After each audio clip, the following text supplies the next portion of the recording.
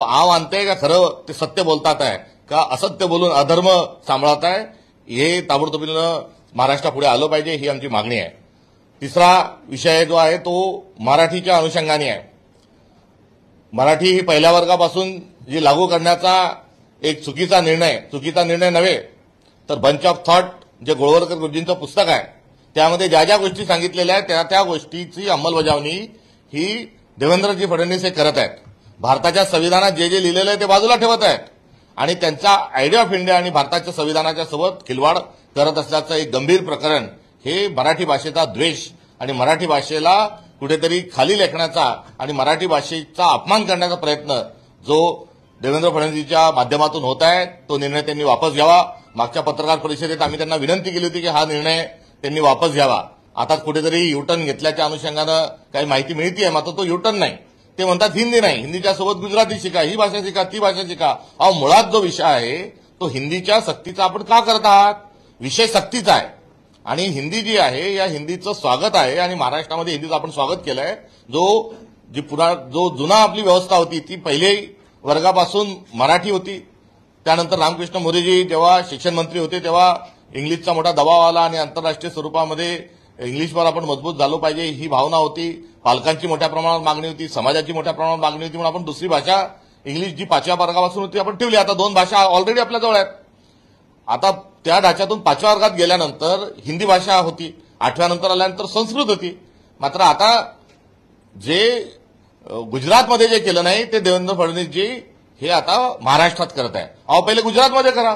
गुजरातमध्ये हिंदी लागू करण्याचं सक्ती करण्याची भाषा ते करत नाही कारण गुजराती त्यांना कुठेतरी ही प्रिय आहे आणि मराठी ज्या भाषा जिथे आहे त्या ठिकाणी आपण सक्ती करता हे संपूर्णतः चुकीचं आहे।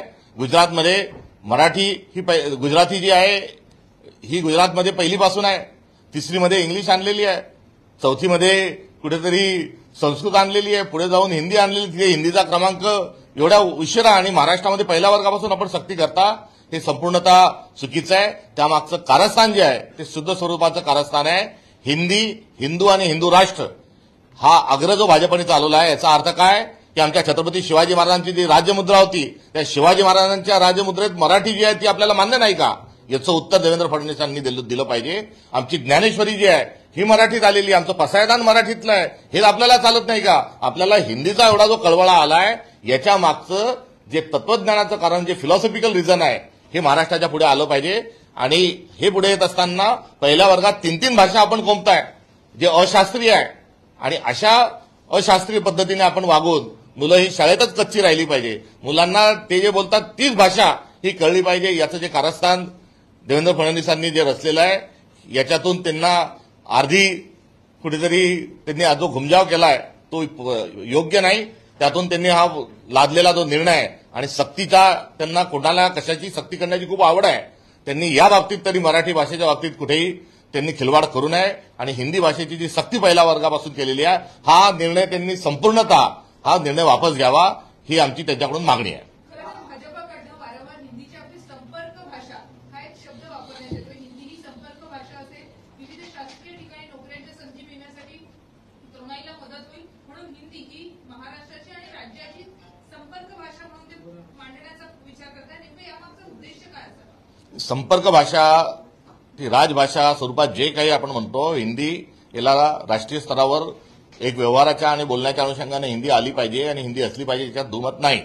पंडित जवाहरलाल नेहरूंनी 3 लँग्वेज जो फॉर्म्युला सांगितला होता मदर टंग आणि हिंदी म्हणजे मातृभाषा, हिंदी भाषा आणि इंग्लिश भाषा हा जो फॉर्म्युला होता हा अबाधित ठेवावा। इतके दिवस त्यावरच आपण काम करत होतो ही तेवढ्यापुरतीच आहे। मात्र त्यांना संविधानामध्ये विविधतेत एकता ही भारत की विशेषता आहे मान्य नाही।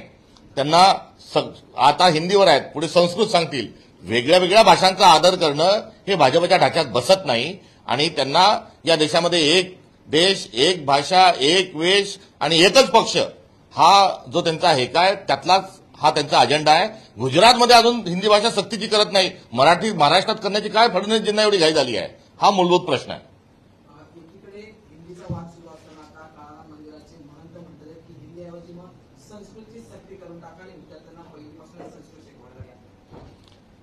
शिक्षणाची ऐशी तैशी हा खेळ त्यांना खेळायचा आहे का हा एक प्रश्न या निमित्तानं राज्य सरकारच्या पुढे उपस्थित झालेला आहे आणि या प्रश्नाचं नेमकेपणाने उत्तर सरकारने दिलं पाहिजे.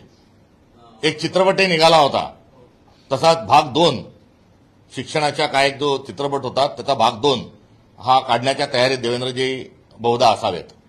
आज बॅनरबाजी करण्यात आली भाजपकडनं दादरमध्ये. एकंदर ही सक्ती नाही, ही महाराष्ट्राची भक्ती आहे अशा आशयाचे बॅनर लावले. तुमची भक्ती तुमच्या घरात ठेवा, तुमची भक्ती तुम्हाला लखलाभ हो. आमची मराठी मायबोली मराठी आहे, आमची मराठी आहे. आमची मराठी भाषा नाही, ती आमची संस्कृती आहे, तो आमचा धर्म आहे. यासोबत अजिबात आपण खिलवाड करता कामा नये, हा आमचा त्यांना इशारा आहे. मुख्यमंत्री सांगतात की राहुल गांधी विदेशात जाऊन आपल्या देशाबद्दल बदनामी करता वारंवार निवडणुका हरल्या, त्यामुळे त्यांच्यावर परिणाम झाला असं मुख्यमंत्र्यांनी मूलभूत स्वरूपाचे जे प्रश्न आहेत त्याचे उत्तर द्यावेत. लोकसभा आणि विधानसभेच्या दरम्यान 75 लाख मतदार कुठून वाढले याचं उत्तर देवेंद्रजींनी द्यावं. त्यासोबतच ज्यांनी नरेंद्र मोदी साहेबांनी गंगाजल ज्या तुलसी गबाडना हातात दिलं होतं, त्याच तुलसी गबाड ज्या आहेत त्यांनी ईव्हीएमच्या संदर्भामध्ये जी सांगितलेली माहिती आहे त्याबद्दल भाजपची आणि मुख्यमंत्री म्हणून फडणवीसांची काय भूमिका आहे ती त्यांनी सांगावी. आणि 10 लाख रुपये ईव्हीएम मशीनपासून दूर राहण्याकरता एका पोलीस अधिकाऱ्याच्या खात्यात दिले. ते नेमकं प्रकरण काय, त्याचा सीडीआर जप्त करावा, त्या मोबाईलचे लोकेशन जप्त करावे. जे पैसे पाठवले त्याच्यात मनी लॉन्ड्रिंग सारखं प्रकरण गंभीर आहे, त्याचं काय झालं हे सांगावं. हे न सांगता मूळ जे गंभीर स्वरूपाचे आरोप आहे त्या आरोपापासून नेहमी मुख्यमंत्री महोदय पळ का काढत आहे, हा आमचा त्यांना प्रतिप्रश्न आहे. महाविकास आघाडीसोबत असलेले दोन पक्ष म्हणजे एकीकडे ठाकरे गट आणि दुसरीकडे आपण जर पाहिलं तर शरद पवार गट, दोन्ही पक्ष त्यांच्यासोबत त्यांची दुभागणी झालेली आहे, त्यांच्यासोबत भेटीगाठीचं चर्चासत्र वाढलेलं आहे. एकीकडे राज ठाकरे उद्धव ठाकरे एकत्र येणार या चर्चेत, तर दुसरीकडे मागच्या 10 दिवसांपासून शरद पवार आणि अजित पवार मागच्या 10 दिवसात 4 वेळा एकत्र आलेले पाहिलं जातं. त्या घटनाक्रमांकडे कसं बघतात महाविकास आघाडी आज देखील बैठकीमध्ये महाविकास आघाडी म्हणून आम्ही लोकसभा आणि विधानसभा निवडणुकी लढलेलो आहोत आणि काँग्रेस पक्षाची या संदर्भातील भूमिका ही व्यक्त करण्याची आज रोजी कुठली तुर्तास आवश्यकता नाही. या आपल्या प्रश्नांच्या अनुषंगानं तेच पक्ष याच्या संदर्भात योग्य ते उत्तर देऊ शकतील. राजकारणामध्ये अनेक पारिवारिक प्रसंग आपण आजतागायत बघितले आहेत. अगदी हेच ठाकरे कुटुंबीय असेल किंवा पवार कुटुंबीय असेल यांचे पारिवारिक वाद मिटल्यानं राजकीय गणित सुद्धा बदलतील असं वाटतं का? वाद ही राहता कामा नये. मतभेद असले तर चालतील, मनभेद राहू नये. ही आपली संस्कृती आहे आणि संवाद असावा, सभ्यता असावी ही अवधारणा महाराष्ट्र धर्माची आहे आणि या अनुषंगानं सर्वांचं वर्तन असलं पाहिजे. आता यामध्ये तो ज्या पक्षांचा अंतर्गत विषय आहे किंवा ज्या पक्षाशी याचा थेट संबंध आहे त्यांनीच यावर भाष्य केलेलं योग्य राहील. ठाकरे एकत्र आल्याने काँग्रेसला मुंबई महानगरपालिका आणि स्थानिक स्वराज्य संस्थांमध्ये मोठा फटका बसू शकतो का? कारण एकमेकांना टाळी देण्यासाठी विविध अर्थाने प्रयत्न महानगरपालिका मुंबई ही अंड देणारी कोंबडी आहे आणि सोन्याचा अंड देणारी कोंबडी आहे. याच्या निवडणुका खरोखर भाजपला आणि फडणवीसजींना लावायचा आहे का, हाच फंडामेंटल प्रश्न आहे. त्यामुळे 90,000 कोटी ज्या एफडी होत्या, फिक्स्ड डिपॉझिट होतं, तेच केव्हाचं संपून गेलंय. आता नव्यानं 1600 कोटींचं नव्याने कर्ज घेण्याकरता महानगरपालिकेने आता अर्ज केलेला आहे. त्यामुळे नगर विकास खाते, मुख्यमंत्री महोदय हे मुंबई शहराची निवडणुकाच घेण्याच्या कुठल्याच तयारीमध्ये नाही, हे सकृतदर्शनी आम्हाला दिसून येत आहे. उद्या संग्राम थोपटे भाजप प्रवेश होणार आहे, त्यांचा भाजप प्रवेश होणार आहे. 2 दिवसापूर्वी माध्यमांसोबत बोलताना तुम्ही म्हणाला होता की मी त्याच्याशी मन की बात करेन. तुमची मन की बात झाली नाही का? आणि त्यांनी एक वाक्य जे म्हणतात ते फार महत्वाचं आहे, काँग्रेसमुळेच काँग्रेस सोडली. त्यांच्या सभेत मी प्रांताध्यक्ष झाल्यापासून एक संवाद होता. मात्र 11 तारखेला मी त्यांना भेटीकरता बोर येथे जाणार होतो. मात्र त्यांनी 11ला काही वैद्यकीय कारणास्तव ती भेट तेव्हा होऊ शकली नाही. 19ला पुन्हा भेटण्याच्या संदर्भामध्ये ठरलं होतं. मात्र दरम्यानच्या काळात पुलाखालून खूप पाणी गेल्यामुळे काल तशा प्रकारची प्रत्यक्ष भेट ही माझी त्यांच्याशी होऊ शकली नाही. माझी व्यक्तिगत स्वरूपाची आणि प्रांताध्यक्ष या नात्यानं त्यांना जी माझी विनंती होती, सूचना होती आणि माझ्या ज्या काही मन की बात जी भावना होती ती मी त्यांना जाहीर स्वरूपामध्ये ती व्यक्तही केली होती की त्यांनी असा आत्मघातकी स्वरूपाचा निर्णय हा त्यांनी घेऊ नये, असं देखील मी त्यांना जाहीर स्वरूपामध्ये ही त्यांच्यापर्यंत मी माझ्या भावना या व्यक्त केल्या होत्या. राहिला भाजपचा विषय, तर भारतीय जनता पार्टीमध्ये त्यांनी आत्मघातकी का म्हणतो तर देवेंद्र फडणवीसांनी सर्वात मोठं नुकसान हे महाराष्ट्राचं, काँग्रेसचं आणि संग्राम थोपटेंचं केलेलं आहे. कारण त्यांचं नाव हे विधानसभेच्या अध्यक्षता करता सुनिश्चित झालेलं असताना निवडणुकाच न लावू देण्याचं जे कारस्थान होतं हे देवेंद्रजींचं कारस्थान होतं. झरीतले शुक्राचार्य बनून त्यांनी त्यावेळेस संग्राम थोपटे यांची संधी जी आहे ही त्यांनी थांबवून ठेवली होती आणि पर्यायानं पुढे काय काय झाले उभ्या महाराष्ट्राला माहितीये. त्यामुळे ज्यांनी घात केला त्यांच्याच हस्ते जर प्रवेश करत असतील तर हे निश्चित कुठेतरी मनाला खटकणार आहे. एकीकडे औरंगजेबाच्या कबरीचा मुद्दा आपण नुकताच थांबवला, सगळ्या चर्चा थांबल्या. त्याच्यानंतर आता पुन्हा एकदा द्वारका आणि शंकराचार्याचे जे म्हणते ते येऊन म्हणतात की औरंगजेबाच्या कबरीची इथे गरजच काय, फडणवीसांनी योगीसारखी भूमिका घ्यावी. पुढे जाऊन ते असे म्हणतात की मोदींनी निवृत्ती कधी घ्यायची, लोकांनी नाही तर संघाने सांगायला हवं. पुन्हा पुन्हा तेच विषय आणले जातात त्या राजकारणात. मुंह में राम बगल में छुरी ही एक एकंदरीत वृत्ती आहे.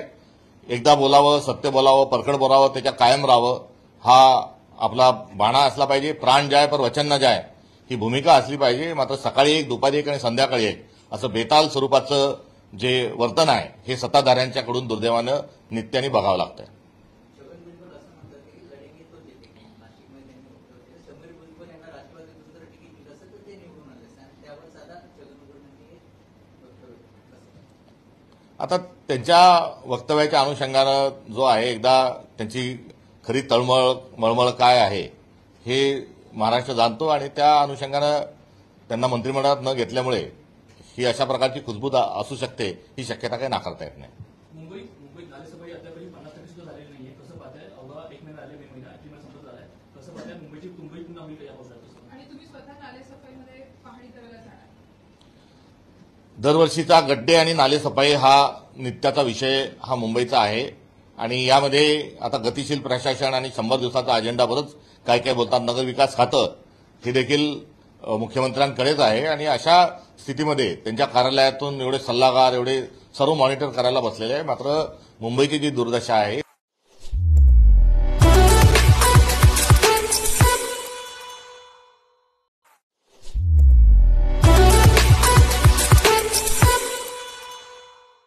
वृत्ती आहे. एकदा बोलावं, सत्य बोलावं, परखड बोलावं, त्याच्या कायम राहावं हा आपला बाणा असला पाहिजे. प्राण जाय पर वचन न जाय ही भूमिका असली पाहिजे. मात्र सकाळी एक, दुपारी एक आणि संध्याकाळी एक असं बेताल स्वरूपाचं जे वर्तन आहे हे सत्ताधाऱ्यांच्याकडून दुर्दैवानं नित्याने बघावं लागतं.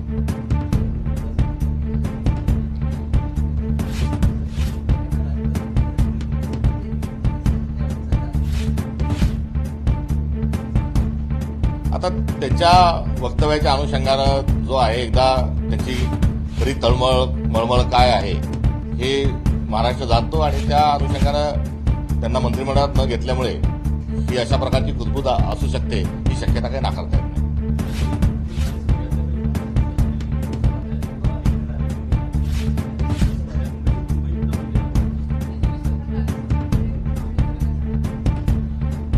दरवर्षीचा गड्डे आणि नालेसफाई हा नित्याचा विषय हा मुंबईचा आहे आणि यामध्ये आता गतिशील प्रशासन आणि 100 दिवसाचा अजेंडा बरंच काय काय बोलतात. नगरविकास खातं हे देखील मुख्यमंत्र्यांकडेच आहे आणि अशा स्थितीमध्ये त्यांच्या कार्यालयातून एवढे सल्लागार एवढे सर्व मॉनिटर करायला बसलेले आहे. मात्र मुंबईची जी दुर्दशा आहे त्यांच्या सभेत मी प्रांताध्यक्ष झाल्यापासून एक संवाद होता.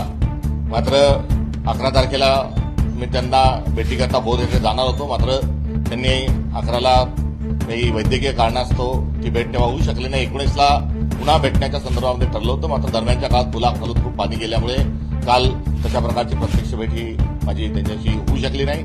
माझी व्यक्तिगत स्वरूपाची आणि प्रांताध्यक्ष या नात्यानं त्यांना जी माझी विनंती होती, सूचना होती आणि माझ्या ज्या काही मन की बात जी भावना होती ती मी त्यांना जाहीर स्वरूपामध्ये ती व्यक्तही केली होती की त्यांनी असा आत्मघातकी स्वरूपाचा निर्णय हा त्यांनी घेऊ नये असं देखील मी त्यांना जाहीर स्वरूपामध्ये त्यांच्यापर्यंत मी माझ्या भावना या व्यक्त केल्या होत्या. राहिला भाजपचा विषय तर भारतीय जनता पार्टीमध्ये त्यांनी आत्मघातकी का म्हणतो, देवेंद्र फडणवीसांनी सर्वात मोठं नुकसान हे महाराष्ट्राचं, काँग्रेसचं आणि संग्राम थोपटेंचं केलेलं आहे.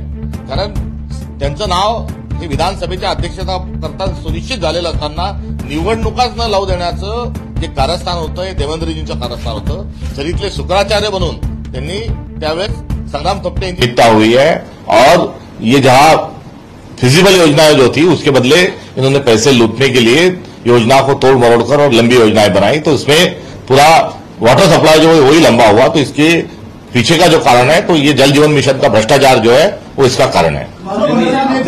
है कि आपने कहा कि इसकी जांच होनी चाहिए, आपने कहा कि इसकी जांच होनी चाहिए, व्हाइट पेपर सरकार को निकालना चाहिए। किस तरह का भ्रष्टाचार हुआ है? कोई डॉक्यूमेंट, कोई सबूत, कहीं कुछ है आपके?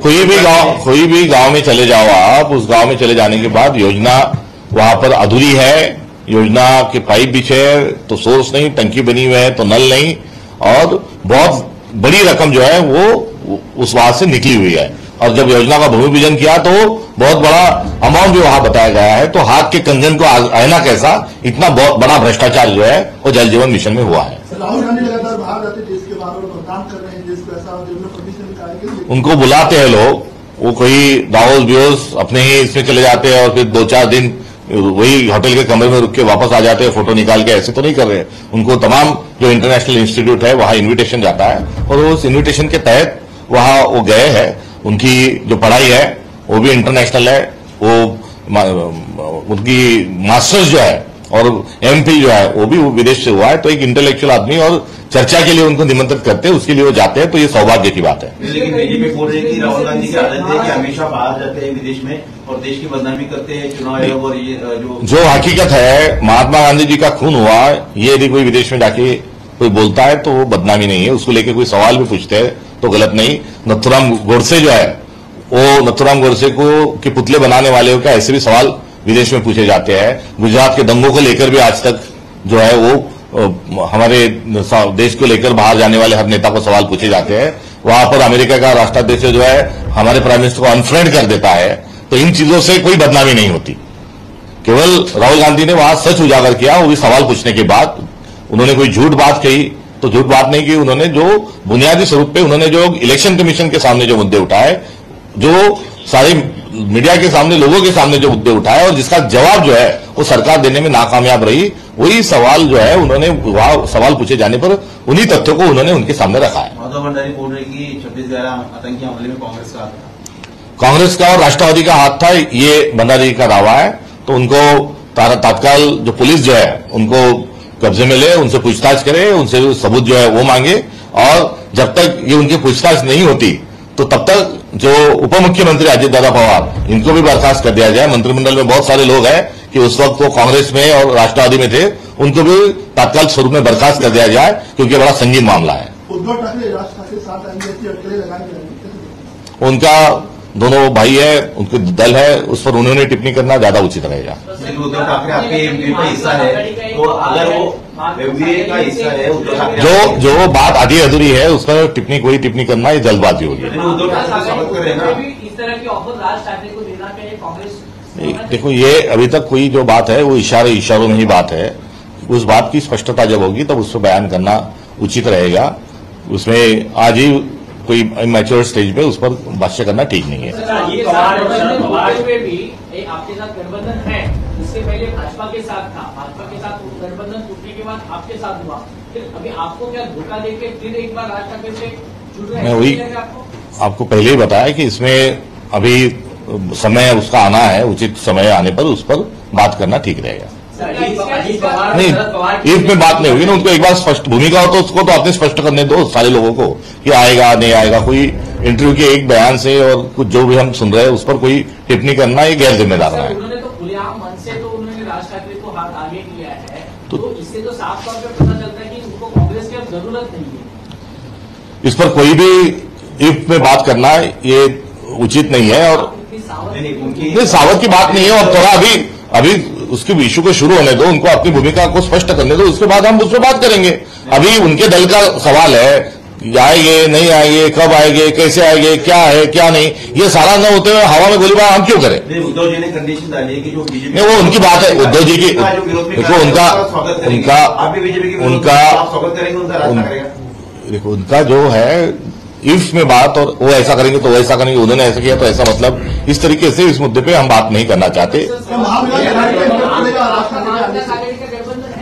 पहले तो भारतीय जनता पार्टी का विरोध करने के लिए राज ठाकरे तैयार हैं क्या, ये मुद्दा है। कल ही के बयान में आपके साथीदार, आपका सहयोगी पार्टी, उनकी बात है, ये तो खोने दो, थोड़ा क्लियर होने के बाद उसमें कोई इतना आज उसका तात्काल स्वरूप में कोई उसका कॉल नहीं है। और या संदर्भामध्ये यथाअवकाश यावर प्रतिक्रिया देणं हे उचित ठरेल.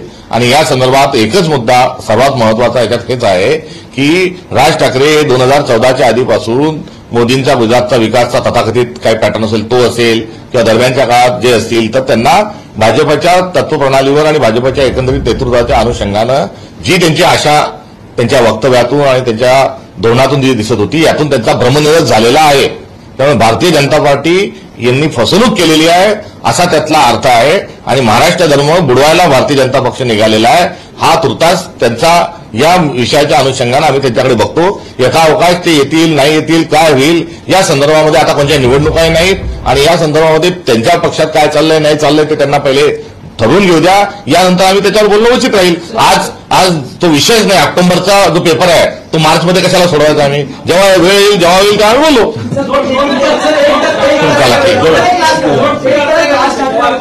चर्चा शुरू है पर दूसरे तरफ 10 दिन में पवार जो है एक साथ देखने को मिले. आज तीसरे टाइम उन्होंने उसके बारे में जो है वो उनका दल और राष्ट्रवादी उसके बारे में जो है वो बताएंगे. चला तुपे जी शेवटचं घ्या तुमच्या ऑक्टोबरचा पेपर मार्चला तुम्ही म्हणताय. हो आहेत ना मग हो त्या काढलेल्या आम्ही.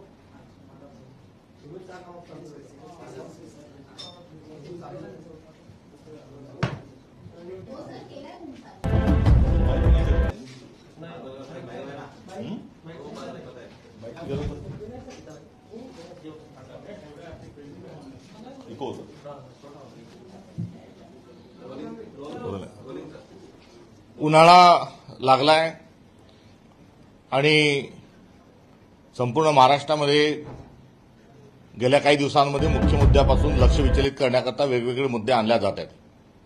आता त्यांचे वाद निर्माण करणारे, लक्ष विचलित करणारे मुद्दे हे पुन्हा आणू नये आणि महाराष्ट्राच्या मूलभूत स्वरूपाच्या प्रश्नांकडे लक्ष द्यावं, ही एक रास्त स्वरूपाची अपेक्षा सर्वप्रथम मी व्यक्त करतो. आणि दुष्काळ आहे, एप्रिल महिना आहे, पुढचा मे महिना आहे, 30 जूनपर्यंतचा काळ हा आपण दुर्भिक्षाचा, पाणी टंचाईचा आपण सगळेजण समजत असतो. तशा प्रकारचा शासन निर्णय देखील आहे. आणि या टंचाईच्या काळामध्ये महाराष्ट्र सरकारचं कुठल्याही प्रकारचं लक्ष हे जनसामान्य माणसाच्या जीवनाकडे नाही. पाणीपुरवठा हा पहिलेच विस्कळीत होता, मात्र उन्हाळा नसल्यामुळे कुठे ना कुठे तोंड मिळवणी ही पाण्याची होत होती. मात्र आता पाण्याची पातळी दिवसेंदिवस झपाट्याने खाली चाललेली आहे. किंबहुना पाणीच शिल्लक नाही असं एक चित्र महाराष्ट्रामध्ये मोठ्या प्रमाणावर निर्माण झालेलं आहे. आणि पाणी म्हणजे जीवन हे आपण म्हणत आलो. आता या शब्दांचा शब्दछल करून जल जीवन मिशन नावाचं एक योजना केंद्र सरकारने राज्य सरकारच्या सोबत कुठेतरी एक योजना आखली. आणि त्याचा अर्थ होता की जल आहे, जीवन आहे, तरच जीवन आहे आणि प्रत्येक माणसाला पाणी मिळावं असा मोठा प्रोपोगंडा त्यांनी केला. राजा उदार झाला, हाती भोपळा लागला असं आम्ही वारंवार म्हणतो. या ठिकाणी तो भोपळाही नाही लागला. तर या ठिकाणी जीवनाची तडफड जी आहे ही या सगळ्या योजनेच्या माध्यमातून येत आहेत. जलजीवन योजनेमध्ये मोठ्या प्रमाणावर भ्रष्टाचार झालाय. एका गावामध्ये 2-2, 4-4, 5-5 योजना या दरम्यानच्या काळात तयार झाल्या आणि एका योजनेला पाणी नाही. पाईप ठेवलेले आहेत, जोडल्या गेले नाही. टाकी झालेली आहे, सोर्स झालेला नाही. आणि केवळ लुटो आणि बाटो नावाचा एक खेळ जलजीवन मिशनच्या माध्यमातून होत आहे. त्यामुळे आजची जी प्रचंड मोठी जी टंचाई आहे, या पाणी टंचाईला केवळ आणि केवळ जलजीवन मिशनचा भ्रष्टाचार हे त्यामागचं कारण आहे. आणि या योजनेमध्ये वारेमाप स्वरूपाचा भ्रष्टाचार हा झालेला आहे. आणि या भ्रष्टाचाराचा पर्दाफाश हा वेगवेगळ्या गावामध्ये आपण गेल्यानंतर हा स्पष्ट स्वरूपात दिसून येतोय. हे होत असतानाच कुठे केंद्र सरकारचं आणि राज्य सरकारचं हिश्श्यावाट्यावरून भांडणं झालीत की अजून कशावर झालीत माहीत नाही. मात्र 47% कट जो आहे हा केंद्र सरकारने जलजीवन मिशनवर अजून लावून आधीच जी वाईट परिस्थिती होती त्याला अधिक वाईट करण्याचं काम या कटच्या माध्यमातून हे झालेलं आहे. याचा परिपाक म्हणून दुर्दैवी घटना घडत आहेत. यवतमाळ या ठिकाणी एक मुलगी जी आहे ती पाण्यासाठी गेली आणि तिचा मृत्यू झाला. नाशिकमध्ये एक तशा स्वरूपाचा अपघात झाला. अनेक ठिकाणी विहिरीमध्ये पडणं, जखमी होण्याचेही प्रकरणं समोर येत आहेत. तर पंतप्रधान नरेंद्र मोदींनी सांगितलं होतं की 2015 ऑगस्ट 2024 पर्यंत प्रत्येक घरात नळ, हर घर नल और हर नल को जल. मात्र तो नळही नाही, जलही नाही. आणि विहिरीमध्ये लाडक्या बहिणींना विहिरीमध्ये उतरून पाणी कशा पद्धतीने भरावं लागतंय हा नाशिकचा जो व्हिडिओ आहे हा सर्व माध्यमांवर फिरत आहे. आणि हा व्हिडिओ साक्षात हा या जलजीवन मिशनची पोल खोलणारा आहे. त्यामुळे यामध्ये मोठ्या प्रमाणावर जो भ्रष्टाचार झाला आहे याच्या पार्श्वभूमीवर एक व्हाईट पेपर जो आहे हा महाराष्ट्र शासनाने प्रसिद्ध करावा की किती पैसा आला, किती खर्च झाला, कोणत्या कोणत्या जिल्ह्यात किती या निधीचा विनियोग झाला याचा एक चिठ्ठा हा लोकांपर्यंत आला पाहिजे. अनेकांनी माहितीच्या अधिकारात ही माहिती मागितली, मात्र सरकार ही चाल ढकल करत आहे. तर नैतिकतेची जबाबदारी स्वीकारून हा जो पेपर आहे तो पब्लिश करावा ही आमची मागणी आहे. तर दुसरीकडे जे भाजपचे प्रवक्ते आहेत भंडारी यांनी एक नवीन शोध लावला आहे. आणि त्या शोध लावत असताना जो झालेला मुंबईवर झालेला जो हल्ला आहे, जो कसाब ज्या हल्ल्यात होता त्या हल्ल्याच्या अनुषंगानं वक्तव्य करताना त्या ठिकाणी निराधार आणि बेताल स्वरूपाचं जे वक्तव्य केलेलं आहे त्याचा आम्ही निषेध करतो. मात्र निषेधच करत नाही तर ताबडतोबीनं जसा त्या हेडलीला आता तिकडून प्रत्यारोपण करून आणलंय राणाला जसा प्रत्यारोपण करून इथे आणलंय, हेडली तर अजून काही सापडत नाहीये. त्या राणाला जसं आणलंय तसंच आता या भंडारींनाही देखील ताब्यात घ्यावं. त्या राणांना अंडा सेलमध्ये ठेवलं असेल तर यांना कोणत्या तरी फंडा सेलमध्ये ठेवावं. मात्र त्यांनी जे केलेले आरोप आहेत त्या आरोपाची त्यांच्याकडून शहानिशा करावी, कारण आरोप गंभीर आहेत. त्याची शहानिशा झालीच पाहिजे. जो कट कारस्थान रचलं होतं याचे लागे बांधे याचा सगळा माहिती ही भंडारींजवळ कशी आहे हे जनतेला हे कळलं पाहिजे. त्यामुळे त्यांना ताबडतोबीनं त्यांच्याकडून ही चौकशी करावी आणि ती चौकशी करत असताना अजितदादा पवार यांना देखील मंत्रिमंडळातून बडतर्फ करावं. कारण काँग्रेस आणि राष्ट्रवादींनी त्या कटात होते असं म्हणण्याचा अर्थ काय होतो, तर तेव्हा अजित पवार जे आहेत हे काँग्रेस आणि राष्ट्रवादी जे आहे ते एकत्र होते. अजितदादा पवार हे मंत्रिमंडळाचा भाग होते आणि याचाच अर्थ काय, काँग्रेस आणि राष्ट्रवादी होती म्हणजे अजितदादाही त्या कटात सहभागी होते. आपल्या मंत्रिमंडळातले बरेचसे मंत्री जे आहेत तेव्हा काँग्रेस आणि राष्ट्रवादीमध्ये होते, त्यांनाही त्याच्यातून बडतर्फ करावं. याचा अर्थ जो आहे तो अजितदादा पवारही त्या कटात सहभागी होते असा त्याचा जो एक गंभीर अर्थ आहे तो अर्थमतीत अर्थ देखील त्या ठिकाणी आहे. त्यामुळे त्यांच्या या वक्तव्याची ताबडतोबीनं शहानिशा करावी आणि त्या संदर्भामध्ये सरकारनं हा खुलासा करावा. आणि राष्ट्राची काळजी आहे आणि राष्ट्रहित खूप जे सांगणारी जो भाजप आहे तो आव आणते का खरं ते सत्य बोलतात आहे का असत्य बोलून अधर्म सांभाळत आहे, हे ताबडतोबीनं महाराष्ट्रापुढे आलं पाहिजे, ही आमची मागणी आहे. तिसरा विषय जो आहे तो मराठीच्या अनुषंगाने आहे.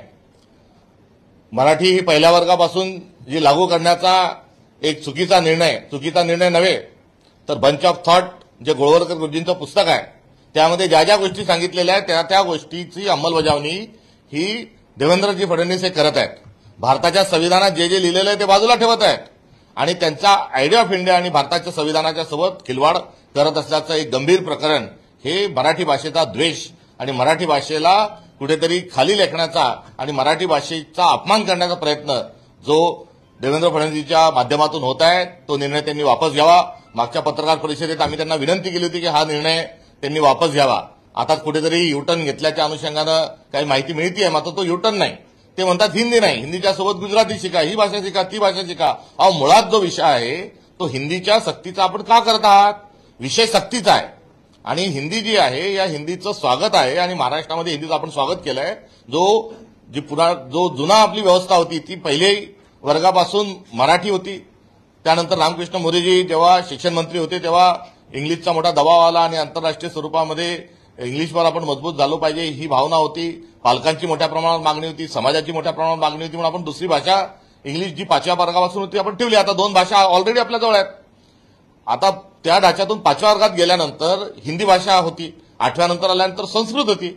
मात्र आता जे गुजरातमध्ये जे केलं नाही ते देवेंद्र फडणवीसजी हे आता महाराष्ट्रात करत आहे. अहो पहिले गुजरातमध्ये करा. गुजरातमध्ये हिंदी लागू करण्याचं सक्ती करण्याची भाषा ते करत नाही कारण गुजराती त्यांना कुठेतरी ही प्रिय आहे आणि मराठी ज्या भाषा जिथे आहे त्या ठिकाणी आपण सक्ती करता हे संपूर्णतः चुकीचं आहे. गुजरातमध्ये मराठी ही गुजराती जी आहे ही गुजरातमध्ये पहिलीपासून आहे, 3रीमध्ये इंग्लिश आणलेली आहे, 4थीमध्ये कुठेतरी संस्कृत आणलेली आहे, पुढे जाऊन हिंदी आणलेली. तिथे हिंदीचा क्रमांक एवढ्या उशिरा आणि महाराष्ट्रामध्ये पहिल्या वर्गापासून आपण सक्ती करता हे संपूर्णतः चुकीचं आहे. त्यामागचं कारस्थान जे आहे ते शुद्ध स्वरूपाचं कारस्थान आहे. हिंदी, हिंदू आणि हिंदू राष्ट्र हा अग्र जो भाजपने चालवला आहे याचा अर्थ काय की आमच्या छत्रपती शिवाजी महाराजांची जी राजमुद्रा होती त्या शिवाजी महाराजांच्या राजमुद्रेत मराठी जी आहे ती आपल्याला मान्य नाही का, याचं उत्तर देवेंद्र फडणवीसांनी दिलं पाहिजे. आमची ज्ञानेश्वरी जी आहे ही मराठीत आलेली, आमचं पसायदान मराठीतलं आहे, हे आपल्याला चालत नाही का. आपल्याला हिंदीचा एवढा जो कळवळा आलाय याच्या मागचं जे तत्वज्ञानाचं कारण जे फिलॉसॉफिकल रिझन आहे हे महाराष्ट्राच्या पुढे आलं पाहिजे. आणि हे पुढे येत असताना पहिल्या वर्गात 3 भाषा आपण कोंबताय जे अशास्त्रीय आहे आणि अशा अशास्त्रीय पद्धतीने आपण वागून मुलं ही शाळेतच कच्ची राहिली पाहिजे. मुलांना ते जे बोलतात तीच भाषा ही कळली पाहिजे. याचं जे कारस्थान देवेंद्र फडणवीसांनी जे रचलेलं आहे याच्यातून त्यांना अर्धी कुठेतरी त्यांनी जो घुमजाव केलाय तो योग्य नाही. त्यातून त्यांनी हा लादलेला जो निर्णय आहे आणि सक्तीचा त्यांना कोणाला कशाची सक्ती करण्याची खूप आवड आहे. त्यांनी या बाबतीत तरी मराठी भाषेच्या बाबतीत कुठेही त्यांनी खिलवाड करू नये आणि हिंदी भाषेची जी सक्ती पहिल्या वर्गापासून केलेली आहे हा निर्णय त्यांनी संपूर्णतः हा निर्णय वापस घ्यावा ही आमची त्यांच्याकडून मागणी आहे. खरं तर भाजपकडनं वारंवार हिंदीची आपली संपर्क भाषा हा एक शब्द वापरण्यात येतो. हिंदी ही संपर्क भाषा असेल, विविध शासकीय ठिकाणी नोकऱ्यांच्या संधी मिळण्यासाठी तरुणाईला मदत होईल म्हणून हिंदी ही महाराष्ट्राची आणि राज्याची संपर्क भाषा म्हणून ते मांडण्याचा विचार करताय. नेमकं यामागचा उद्देश काय असावा? संपर्क भाषा ती राजभाषा स्वरूपात जे काही आपण म्हणतो हिंदी याला राष्ट्रीय स्तरावर एक व्यवहाराच्या आणि बोलण्याच्या अनुषंगाने हिंदी आली पाहिजे आणि हिंदी असली पाहिजे याच्यात दुमत नाही. पंडित जवाहरलाल नेहरूंनी 3 लँग्वेज जो फॉर्म्युला सांगितला होता, मदर टंग आणि हिंदी म्हणजे मातृभाषा हिंदी भाषा आणि इंग्लिश भाषा हा जो फॉर्म्युला होता हा अबाधित ठेवावा, इतके दिवस त्यावरच आपण काम करत होतो, ही तेवढ्यापुरतीच आहे. मात्र त्यांना संविधानामध्ये विविधतेत एकता ही भारत की विशेषता आहे मान्य नाही. त्यांना आता हिंदीवर आहेत, पुढे संस्कृत सांगतील.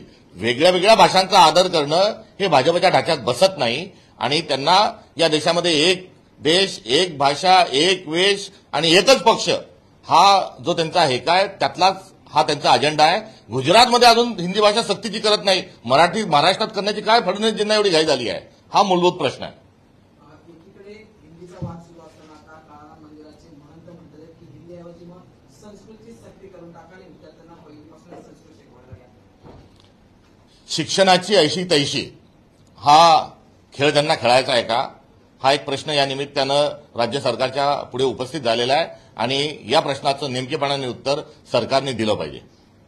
एक चित्रपटही निघाला होता, तसाच भाग 2 शिक्षणाच्या काय एक जो चित्रपट होता त्याचा भाग 2 हा काढण्याच्या तयारीत देवेंद्रजी बहुधा असावेत. आज बॅनरबाजी करण्यात आली भाजपकडनं दादरमध्ये. एकंदर ही सक्ती नाही, ही महाराष्ट्र भक्ती आहे अशा आशयाचे बॅनर लावले. तुमची भक्ती तुमच्या घरात ठेवा, तुमची भक्ती तुम्हाला लखलाभ हो. आमची मराठी मायबोली मराठी आहे, आमची मराठी आहे, आमची मराठी भाषा नाही, ती आमची संस्कृती आहे, तो आमचा धर्म आहे. यासोबत अजिबात आपण खिलवाड करता कामा नये, हा आमचा त्यांना इशारा आहे. मुख्यमंत्री सांगतात की राहुल गांधी विदेशात जाऊन आपल्या देशाबद्दल बदनामी करता वारंवार निवडणुका हरल्या, त्यामुळे त्यांच्यावर परिणाम झाला असं मुख्यमंत्र्यांनी मूलभूत स्वरूपाचे जे प्रश्न आहेत त्याचे उत्तर द्यावेत.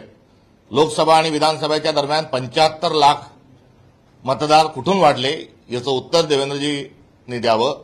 त्यासोबतच ज्यांनी नरेंद्र मोदी साहेबांनी गंगाजल ज्या तुलसी गबाडना हातात दिलं होतं त्याच तुलसी गबाड ज्या आहेत त्यांनी ईव्हीएमच्या संदर्भामध्ये जी सांगितलेली माहिती आहे त्याबद्दल भाजपची आणि मुख्यमंत्री म्हणून फडणवीसांची काय भूमिका आहे ती त्यांनी सांगावी. आणि 10 लाख रुपये ईव्हीएम मशीनपासून दूर राहण्याकरता एका पोलीस अधिकाऱ्याच्या खात्यात दिले, ते नेमकं प्रकरण काय, त्याचा सीडीआर जप्त करावा, त्या मोबाईलचे लोकेशन जप्त करावे. जे पैसे पाठवले त्याच्यात मनी लॉन्ड्रिंग सारखं प्रकरण गंभीर आहे, त्याचं काय झालं हे सांगावं. हे न सांगता मूळ जे गंभीर स्वरूपाचे आरोप आहे त्या आरोपापासून नेहमी मुख्यमंत्री महोदय पळ का काढत आहे, हा आमचा त्यांना प्रतिप्रश्न आहे. महाविकास आघाडीसोबत असलेले दोन पक्ष म्हणजे एकीकडे ठाकरे गट आणि दुसरीकडे आपण जर पाहिलं तर शरद पवार गट, दोन्ही पक्ष त्यांच्या सोबत ज्यांची दुभागणी झालेली आहे त्यांच्यासोबत भेटीगाठीचं चर्चासत्र वाढलेलं आहे. एकीकडे राज ठाकरे उद्धव ठाकरे एकत्र येणार या चर्चा, तर दुसरीकडे मागच्या 10 दिवसांपासून शरद पवार आणि अजित पवार मागच्या 10 दिवसात 4 वेळा एकत्र आलेले पाहिलं तर त्या घटनाक्रमांकडे कसं बघतात महाविकास आघाडी आज देखील बैठकीमध्ये महाविकास आघाडी म्हणून आम्ही लोकसभा आणि विधानसभा निवडणुकी लढलेलो आहोत आणि काँग्रेस पक्षाची या संदर्भातील भूमिका ही व्यक्त करण्याची आज रोजी कुठली तुर्तास आवश्यकता नाही. या आपल्या प्रश्नांच्या अनुषंगानं तेच पक्ष याच्या संदर्भात योग्य ते उत्तर देऊ शकतील. राजकारणामध्ये अनेक पारिवारिक वस्तू आपण आजतागायत बघितले आहेत. अगदी हेच ठाकरे कुटुंबीय असेल किंवा पवार कुटुंबीय असेल यांचे पारिवारिक वाद मिटल्यानं राजकीय गणित सुद्धा बदलतील असं वाटतं का? वाद ही राहता कामा नये, मतभेद असले तर चालतील, मनभेद राहू नये, ही आपली संस्कृती आहे आणि संवाद असावा, सभ्यता असावी ही अवधारणा महाराष्ट्र धर्माची आहे आणि या अनुषंगानं सर्वांचं वर्तन असलं पाहिजे. आता यामध्ये तो ज्या पक्षांचा अंतर्गत विषय आहे किंवा ज्या पक्षाशी याचा थेट संबंध आहे त्यांनीच यावर भाष्य केलेलं योग्य राहील. ठाकरे एकत्र आल्याने काँग्रेसला मुंबई महानगरपालिका आणि स्थानिक स्वराज्य संस्थांमध्ये मोठा फटका बसू शकतो का? कारण एकमेकांना टाळी देण्यासाठी विविध अर्थांनी प्रयत्न महानगरपालिका मुंबई ही अंड देणारी कोंबडी आहे आणि सोन्याचा अंड देणारी कोंबडी आहे. याच्या निवडणुका खरोखर भाजपला आणि फडणवीसजींना लावायचा आहे का, हाच फंडामेंटल प्रश्न आहे. त्यामुळे 90,000 कोटी ज्या एफडी होत्या, फिक्स्ड डिपॉझिट होतं, तेच केव्हाचं संपून गेलंय. आता नव्यानं 1600 कोटींचं नव्याने कर्ज घेण्याकरता महानगरपालिकेने आता अर्ज केलेला आहे. त्यामुळे नगर विकास खाते, मुख्यमंत्री महोदय हे मुंबई शहराची निवडणुकाच घेण्याच्या कुठल्याच तयारीमध्ये नाही, हे सकृतदर्शनी आम्हाला दिसून येत आहे. उद्या संग्राम थोपटे भाजप प्रवेश होणार आहे, त्यांचा भाजप प्रवेश होणार आहे. 2 दिवसापूर्वी माध्यमांसोबत बोलताना तुम्ही म्हणाला होता की मी त्यांना मी त्याच्याशी मन की बात करेन. तुमची मन की बात झाली नाही का? आणि त्यांनी एक वाक्य जे म्हणतात ते फार महत्वाचं आहे, काँग्रेसमुळेच काँग्रेस सोडली. त्यांच्या सभेत मी प्रांताध्यक्ष झाल्यापासून एक संवाद होता. मात्र 11 तारखेला मी त्यांना भेटीकरता भोर येथे जाणार होतो. मात्र त्यांनी 11ला काही वैद्यकीय कारणास्तव ती भेट तेव्हा होऊ शकली नाही. 19ला पुन्हा भेटण्याच्या संदर्भामध्ये ठरलं होतं. मात्र दरम्यानच्या काळात पुलाखालून खूप पाणी गेल्यामुळे काल तशा प्रकारची प्रत्यक्ष भेट ही माझी त्यांच्याशी होऊ शकली नाही. माझी व्यक्तिगत स्वरूपाची आणि प्रांताध्यक्ष या नात्यानं त्यांना जी माझी विनंती होती, सूचना होती आणि माझ्या ज्या काही मन की बात जी भावना होती ती मी त्यांना जाहीर स्वरूपामध्ये ती व्यक्तही केली होती की त्यांनी असा आत्मघातकी स्वरूपाचा निर्णय हा त्यांनी घेऊ नये, असं देखील मी त्यांना जाहीर स्वरूपामध्ये ही त्यांच्यापर्यंत मी माझ्या भावना या व्यक्त केल्या होत्या. राहिला भाजपचा विषय, तर भारतीय जनता पार्टीमध्ये त्यांनी आत्मघातकी का म्हणतो तर देवेंद्र फडणवीसांनीच सर्वात मोठं नुकसान हे महाराष्ट्राचं, काँग्रेसचं आणि संग्राम थोपटेंचं केलेलं आहे. कारण त्यांचं नाव हे विधानसभेच्या अध्यक्षता करता सुनिश्चित झालेलं असताना निवडणुकाच न लावू देण्याचं जे कारस्थान होतं हे देवेंद्रजींचं कारस्थान होतं. झरीतले शुक्राचार्य बनून त्यांनी त्यावेळेस संग्राम थोपटे यांची संधी जी आहे ही त्यांनी थांबवून ठेवली होती आणि पर्यायानं पुढे काय काय झाले उभ्या महाराष्ट्राला माहिती आहे. त्यामुळे ज्यांनी घात केला त्यांच्याच हस्ते जर प्रवेश करत असतील तर हे निश्चित कुठेतरी मनाला खटकणार आहे. एकीकडे औरंगजेबाच्या कबरीचा मुद्दा आपण नुकताच थांबवला, सगळ्या चर्चा थांबल्या. त्याच्यानंतर आता पुन्हा एकदा द्वारका आणि शंकराचार्याचे जे एकंदरीत म्हणतात ते येऊन म्हणतात की औरंगजेबाच्या कबरीची इथे गरजच काय, फडणवीसांनी योगीसारखी भूमिका घ्यावी. पुढे जाऊन ते असे म्हणतात की मोदींनी निवृत्ती कधी घ्यायची, लोकांनी नाही तर सलमानेच थांबायला हवं. पुन्हा तेच विषय आणले जातात का राजकारणात? मुंह में राम बगल में छुरी ही एक एकंदरीत वृत्ती आहे. एकदा बोलावं, सत्य बोलावं, परखड बोलावं, त्याच्या कायम राहावं हा आपला बाणा असला पाहिजे. प्राण जाय पर वचन न जाय ही भूमिका असली पाहिजे. मात्र सकाळी एक, दुपारी एक आणि संध्याकाळी एक असं बेताल स्वरूपाचं जे वर्तन आहे हे सत्ताधाऱ्यांच्याकडून दुर्दैवानं नित्याने बघावं लागतंय.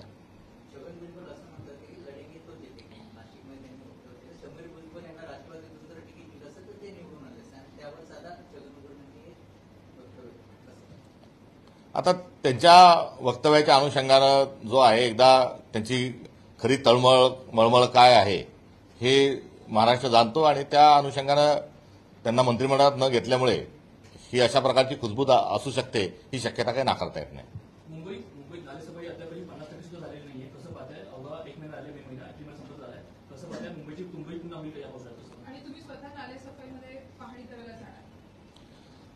दरवर्षीचा गड्डे आणि नालेसफाई हा नित्याचा विषय हा मुंबईचा आहे आणि यामध्ये आता गतिशील प्रशासन आणि 100 दिवसाचा अजेंडा बरंच काय काय बोलतात. नगरविकास खातं हे देखील मुख्यमंत्र्यांकडेच आहे आणि अशा स्थितीमध्ये त्यांच्या कार्यालयातून एवढे सल्लागार, एवढे सर्व मॉनिटर करायला बसलेले आहे. मात्र मुंबईची जी दुर्दशा आहे